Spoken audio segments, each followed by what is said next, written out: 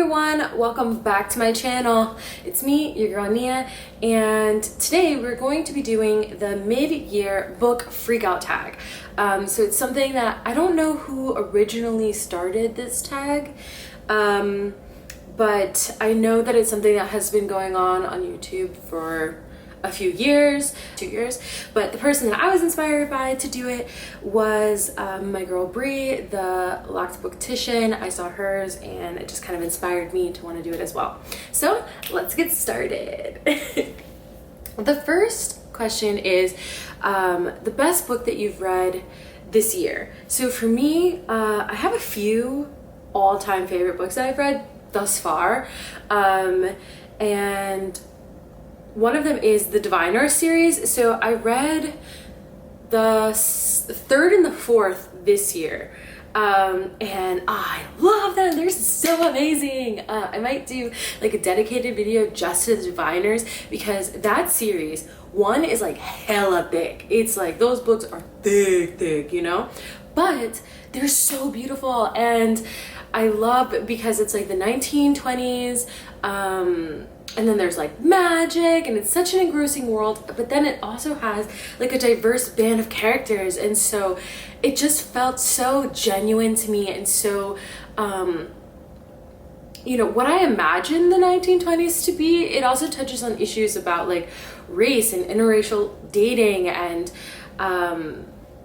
you know, immigration and a bunch of different topics that, you know, are being brought up, and so as like minor themes throughout the book, but are definitely present, and it's such a beautiful series. Mwah! Perfect, love it. The other series that I really liked was March by John Lewis, may he rest in peace. I know him and a writer and a graphic designer. They came together to write March volume 1 through 3.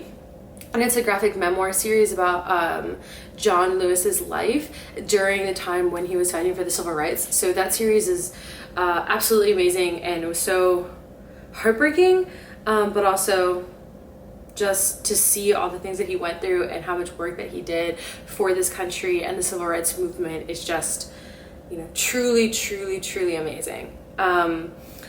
And then going from that, the other book that I really enjoyed this year was America for Americans, A Brief History of Xenophobia in America by Erica Lee. And I love this book because this is like one of the first books that I've read this year that kind of catapulted me into reading more history books, which was not something that I necessarily was doing before.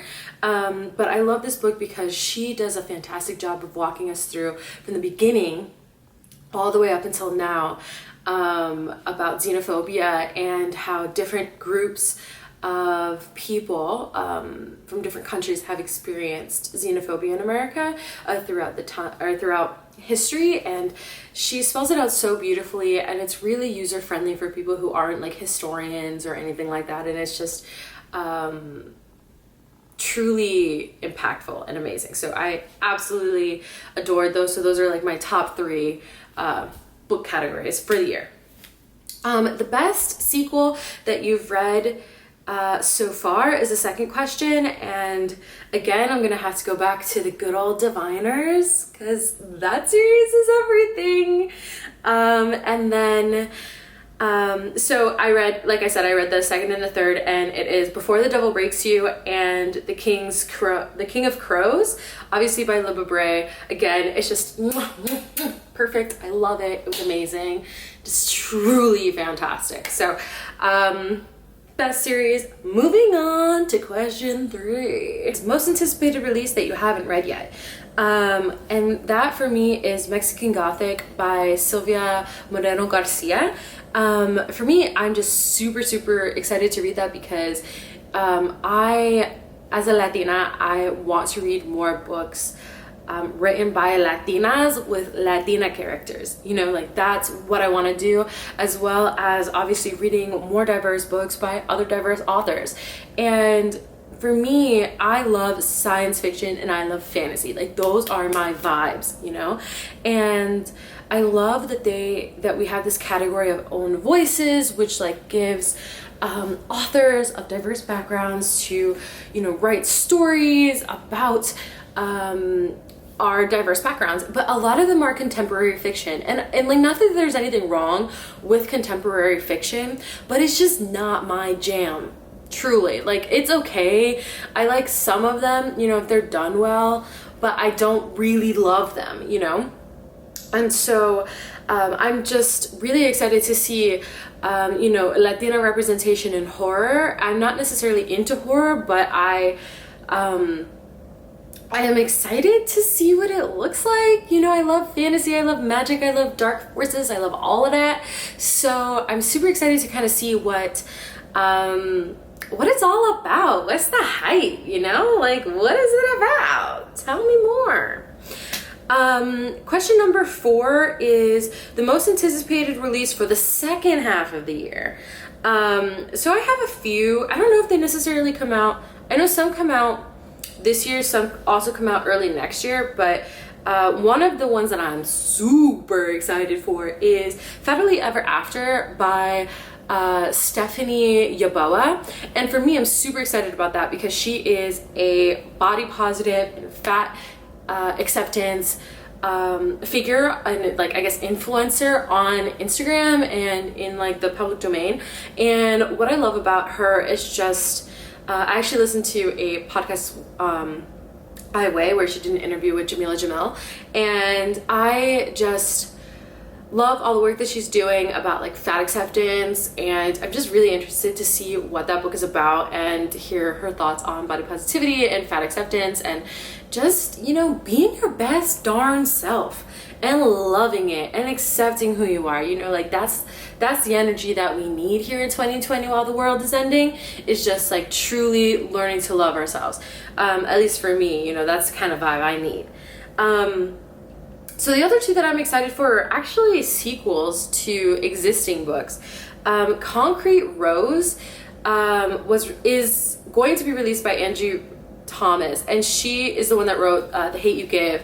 But this book I think is also going to be really interesting because Concrete Rose, from what I understand, focuses on her dad. And how, you know, he finds out that he's going to have a baby and he wants to leave the gang so that he can have a straight and narrow life. And, you know, if you know anything about gangs, you know that they're hard to join and they're hard to leave. And so I'm really interested in that kind of dynamic and to see how she explores it, because The Hate You Give was just so beautiful and amazing that I'm just so excited to kind of see what she does with this one. The second one is Dear Justice by Nick Stone. And for me, I loved the first one, like the first book in the series. It was just so heartbreaking for me. It's called Dear Martin. And it was just, it was in Own Voices, and it was a contemporary fiction novel. But she did it so beautifully. And she kind of talked a lot about violence against Black bodies and, you know, the struggle for acceptance being Black in America, and as well as, you know, while you're trying to navigate in more white-centric areas of life. And so unfortunately at this time, and so like for me, I'm excited to see what Dear Justice is about. The biggest disappointment is question number 5, and for me that's Golden Child by Claire Adams. I read this for Read Caribbean Month in June, and I just was not a fan. I think I just really just don't like family dramas. So this was a family drama. You know, it's about like a golden child, and, you know, the one child's like really loved and like the other one is like not. And so throughout like the entire book, I was just kind of feeling like meh. You know, it wasn't bad, it just wasn't my favorite, but I think it's because I don't like family dramas. Question number 6 is biggest surprise. I don't really have one that I was like really surprised by. I just enjoy the books that I've read so far, and none of them have had major like twists or turns, because I don't really read like mysteries or thrillers or anything. So like everything I just kind of enjoyed for what it was. It didn't have any major like boom surprises. Question number 7 is your favorite new author, and for me, is this girl, N.K. Jemisin. She is, she's amazing. Like, I realized that I don't ever have the first book of a series. So this is the second book in the Broken Earth series, and this is the third book in the Broken Earth series. But it is just, chef's kiss. Mwah. It is literally an amazing sci-fi / fantasy, because it kind of has a little bit of both elements in it, but like a sci-fi series. Like, one, giving me diverse characters, boom, giving me polygamy and like, you know, LGBTQ characters, boom, giving me like interesting worlds, boom, making awareness about, you know, how climate change is infecting the environment, boom, talking about social inequality, it's just amazing. Like, it truly is. So I read the first book and I loved it, so I just knew I had to get the second and the third ones because I wanted to read them so quick, and my library had the illest, longest list ever. I think it was like I had to wait 20 weeks to get the second one, and I was like, no girl, I just can't be doing that. So I bought them and I'm really excited. I'm like a quarter of the way in this one and it's just giving me life. So if you haven't read her, girl, what are you doing? Like, please read. Question is, newest fictional crush. I don't get crushes in books, truly. Like, I don't really read romance books, and even in like sci-fi and stuff books, like there's never a character I'm like, damn, you a daddy, you know? Like, it's just not my vibe. So I don't have one. Number 9 is fave new character. So I have a few, but my main one is Elaine from Dear Haiti. Love Elaine, which I just loved. I also read this for Read Caribbean Month back in June, and I loved this book. It is like a contemporary fiction book, but I liked it because we went to Haiti, and for me, I've never been to Haiti, so I really felt like I was transported there throughout this book, and it just seemed like really fun. And Elaine really reminded me a lot of me when I was a kid, like just kind of like a bit sassy, kind of like know-it-all, like, but also just like really caring and sweet and like trying to figure out life. You know, she goes through like trying to have to navigate you know, with her mom's diagnosis, and for me, I had something similar with my dad when I was a kid, so it just kind of reminded me a lot of, you know, when I was a child, and I'm sure that a lot of children, because I think this is a YA contemporary, a lot of children, like teens and young adults would really enjoy this, so she's great. I'd be friends with her. She seems fun. Number 10, a book that made you cry. So there's a few books that have made me cry, but I don't really cry for like a traditional reason of crying. You know, for me, one of the books that kind of did a lot for me was America for Americans by Erica Lee, as well as Stamped from the Beginning by Dr. Kendi. It's just amazing, and like those books have made me cry, not necessarily because it's like so I guess touching, but because like a sweet moment, but because you know, these books write about inequality, these books write about racism and write about xenophobia, and for me it broke my heart in a sense where like I know these things are happening in the world, I'm very aware of it. You know, I'm a Latina, so like I've experienced racism in the sense of like within like against Latins, like Latinas, and so for me it's like I know xenophobia exists, I know racism exists, I know you know, America for Americans and you know, Stamped from the Beginning by Dr. Kendi, I knew, you know, it just made me cry because just to know that there's so many people that are suffering in this world, and so many people that have suffered, and all because people can't think outside of themselves and can't see the injustices, and that so many people are gaslit, and so many people are told that their experiences aren't valid, and it's bullshit. It truly is. And it made me sad to know that so many, I mean, and I already knew this as a practitioner, you know, it's just so many people are suffering in the world. She shut off again, which again is rude. So we're just gonna keep on trucking along. What question? 11. Books that made you happy.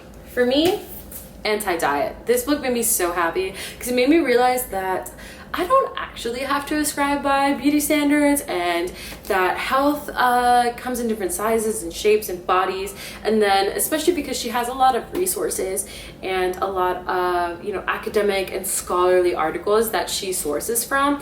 And for me, I think it's really important because you know, I want to make sure that if I am kind of going about a certain lifestyle, that it is backed by science and that it is legitimate. And so especially, you know, you face a lot of criticism for, you know, being pro-fat and like being anti-diet, especially in the world.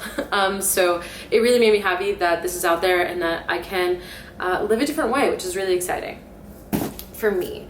The most beautiful book that I've read this year, or just beautiful book in general, is Woven in Moonlight.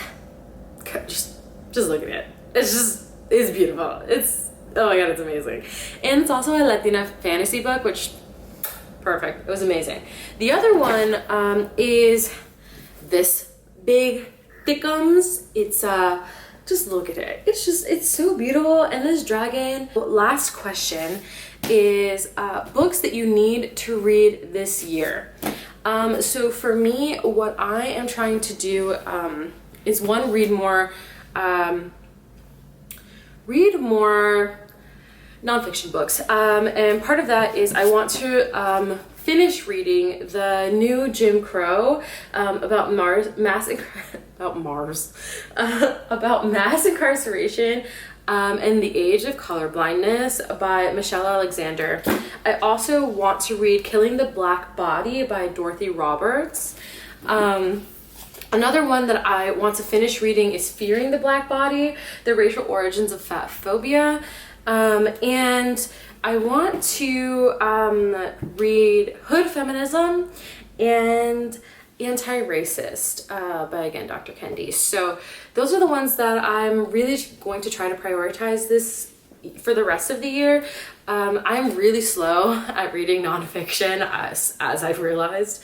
So, and these books I really do want to take slow because I really want to process every single thing that is said in this book and really give it thought and give it the time and attention that it needs. So thank you so much for joining me today. We kind of got a little off track, but you know, we're here, we're living, we're trying to thrive out in this environment. And yeah, so see you next time. Thank you for watching.